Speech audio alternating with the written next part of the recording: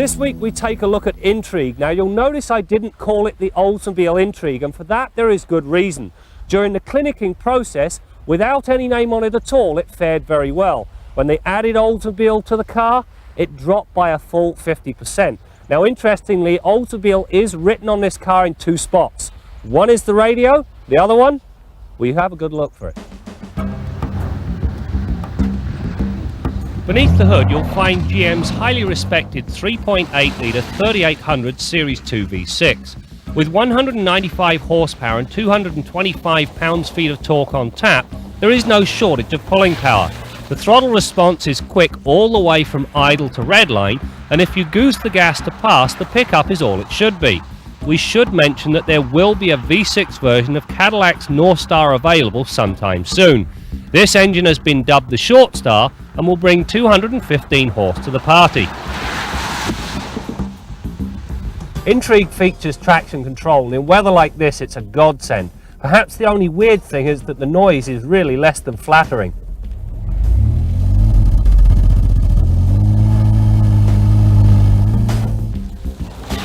Intrigue's platform is world-class in its stiffness, and so the European-inspired suspension has a terrific base from which to work.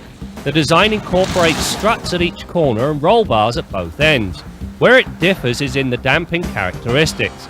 The special four-phase deflected disc design controls body motion very well. Intrigue remains flat in corners and does not display the usual fore-aft pitching so common in lesser designs. About the only dynamic trait I don't like about this Intrigue has to do with the steering. Now while the on-center feel is all it should be and the turn-ins are crisp and very controllable, what happens is as you get off-center, the steering goes a little mushy. Overly critical may be, but if they could cure this, the dynamics of this car are superb.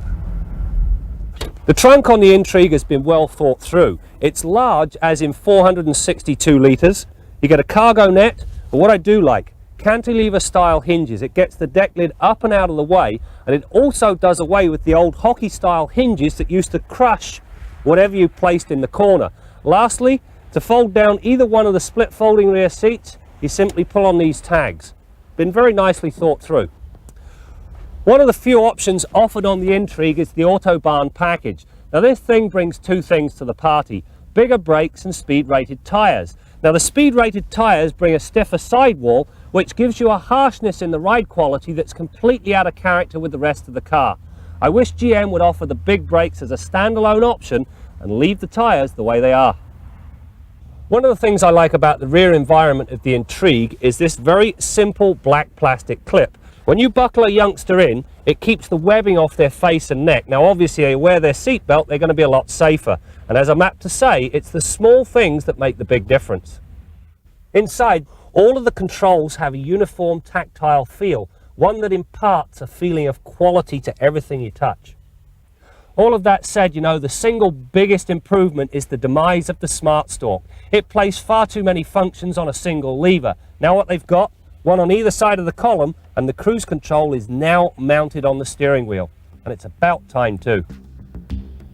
Well, that does it for another edition of Test Drive. You know, the Intrigue is perhaps the finest example of General Motors engineering at its very best.